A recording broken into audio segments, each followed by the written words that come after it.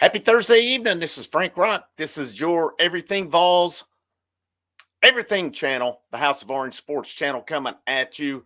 The SEC today released for baseball the SEC portion of each of the 16-team schedule. Tennessee found out their schedule today. It's a pretty interesting schedule to me. I want to analyze that schedule here, look at who the opponents are, look at what stands out to me and what looks like a very tough schedule, but if you're a competitor, this should be one that is going to be a lot of fun as well. It's going to be a lot of awesome games along the way. But thumbs up, hit that thumbs up if you like the content. There's the membership tiers, there's the Patreon as well. If you don't want to contribute to that, or if you just can't, which I understand, biggest thing you do to help me out is just share out the content. And then if you have not subscribed to the channel, hit that subscribe button as well. 65 from 2,000. It's been slow going for the last couple of weeks. Hopefully we're not sliding in the mud, spinning our tires in the mud, starting to get out of it a little bit now, but, got a ways to go. But basketball's around the corner. Of course, baseball, we are first and foremost a baseball channel on here, but that's the focus of this channel. Basketball, close second. Football's definitely in there as well. I'm hoping the football content will pick up. But Tennessee's portion the whole conference's SEC portion of the schedule was released today. We don't know the non-conference part yet. We do know Tennessee is playing down in Houston this year, kind of like they did in Arlington last year. They played out in Arizona the year before that. They played in Houston 3 years ago as well. So they'll play in that early in the season as well to go along with the rest of their non-conference schedule. But SEC portion was released today, and just going in order here. So we'll look at, I'm going to share it, and then we'll kind of analyze who they're playing here as well. So Tennessee's portion, here we go. March 14th through 16th, they play Florida in Knoxville. That's a big one to start off. According to Baseball America, Baseball America has Florida ranked in their way too early top 25 for 2025. They have Florida ranked second. Actually, they have them second. Florida did come on late year. It was a down year. They made the tournament, and then they took off. Made it to the College World Series again last year. Tennessee starts off with them. For some reason, Tennessee's going to Alabama again. I'm not sure on this one. Why? Because they went to Alabama last year. It was the only series that they lost in conference last year, was that Alabama series. And I feel it was one, and I talked about it on here along the way, that Tony Vitello really felt that he was critical of his own management in that series. And it happens. It happens. At that point in time, I think there were some trust issues with the pitching staff, and he went with who he trusted. And, if he had to do all over again, I'm sure he would have did things over. But ultimately, I don't think it really mattered in the grand scheme of things. But that was the one series they lost last year. They'll get a shot at redemption this year as they go back to Tuscaloosa. Now, these dates that are set right here, it says they can change if TV, these are all set for Friday through Sunday. TV can, as we've seen the last few years, change it to a Thursday through Saturday series as well. Third series of the year at South Carolina. This one for a while has been the final series of the season. So it's moved up March 28th through 30th. They're in Columbia this year. And then Texas A&M rematch of the College World Series Championship coming to Knoxville April 4th through 6th. Baseball America has Texas A&M preseason 5th in the country. So, a lot of good players from that team are back. And, I would say emotions will be high on that one as well. Tennessee goes to Ole Miss. There was only two teams on this SEC schedule who did not make the NCAA tournament last year: Ole Miss and Auburn. And so Tennessee goes to Oxford to play Ole Miss. I'm not sure. I've not seen much on them, what they're expecting. I mean, Ole Miss normally has a pretty decent baseball program. They're not too far removed from winning a national championship.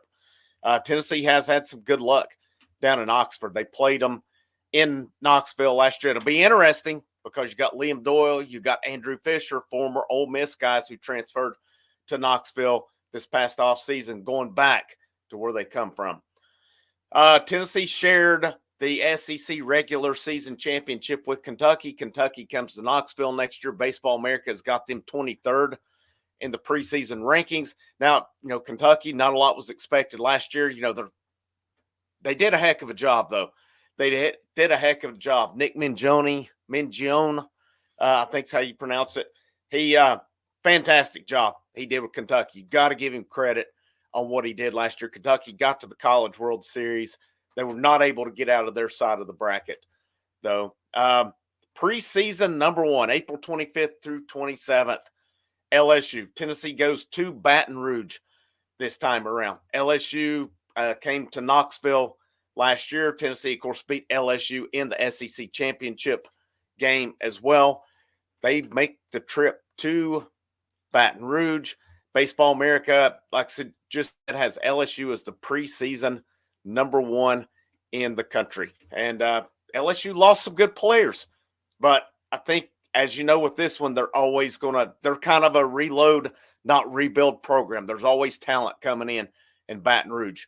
It's going to be no different this year. Auburn comes to Knoxville, and Tennessee, of course, played Auburn last year. They got drilled on Friday night, and then they come back and won the series, winning the Saturday and Sunday game. So Auburn comes in May 2nd through 4th. The big rivalry game, May 9th through 11th. Vanderbilt, preseason 18th, according to Baseball America. South Carolina, preseason 17. I didn't mention that one, but Vanderbilt, preseason 18. Tennessee's been running roughshod over Vanderbilt. I know Vanderbilt got a game from them last year. They got one in the SEC tournament, but Tennessee come back and eliminated them. And then, so little brother comes to town May the 9th through 11th. That'll be Tennessee's final home series, regular season home series of the year. And then they conclude the SEC portion of the schedule at preseason number 8, Arkansas. And that one's always, some emotions are high with that one, especially with Tony Vitello going back to Arkansas. Fans will be riled up for that one. That'll be a big-time series. It'll be interesting to see what's on the line come that weekend. But this team's up to the task with this schedule. It is a tough schedule. I love it, though. I'm really kind of surprised we didn't get Texas or Oklahoma on the schedule. I kind of figured may get one of the new teams on it, but they did not. So the only way Tennessee would see them next year is if it's in the SEC tournament or if it were in the NCAA tournament, more or less a super regional or College World Series would be the only way they'll see them next year. I love the schedule. I love the competition coming in. For as good as the SEC is in football, it's even better in baseball. And I would venture to say it's quite a bit better in baseball. You don't have many weak teams in the conference. You have a few on it. But overall, out of the 16 teams, I would put 13 of them, I would say, as very good baseball schools, if not elite baseball schools. In their Missouri, they're trying to rebuild their program. Ole Miss is down right now. Auburn is down, but I think all the programs do have potential in there. It's just according to, is it getting the right guy in? Is it a matter of patience with those programs as they rebuild them? But I love the schedule.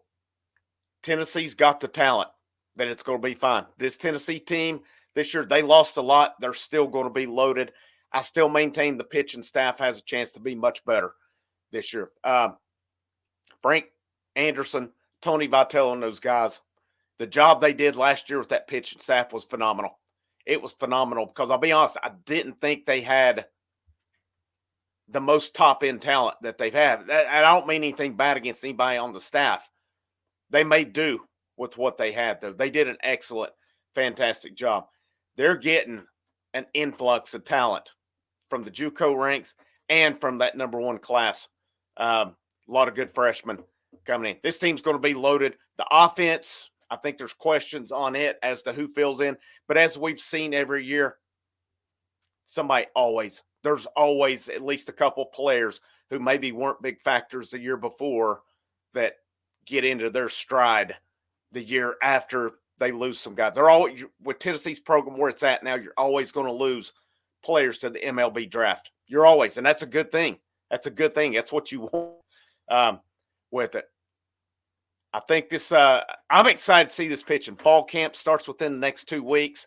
I'm gonna have some pre-fall camp stuff coming out on that as well. I'm really excited to see some of these battles, how it all plays out, how the scrimmages play out as well. Keep you updated on any info that comes along on baseball. As always, and like I said, make sure you hit the thumbs up, you share. If you have not, you subscribe to the channel as well. Evolution of the Tennessee Volunteers football defense, part 3. I'm getting ready to record it here in a minute, and I'll release it here in the next probably hour or so. On that, it does take me a little bit to get all my stuff together and get that done, but that will release later on tonight. Part 4 will come tomorrow evening as well as we wrap up, get into 2024. I hope you've enjoyed that so far. If you have not, make sure you check that out. It's I feel pretty good about it, that it is some pretty good content. It's a bit of research. I did leave out a little bit of a big note on the South Carolina game last night, but I don't know. It really didn't.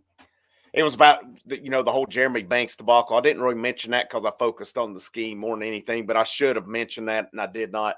But that's coming up here in the next hour. So have a great rest of your evening. Frank Rock, House of Orange Sports Channel. Last but most certainly not least, go Vols.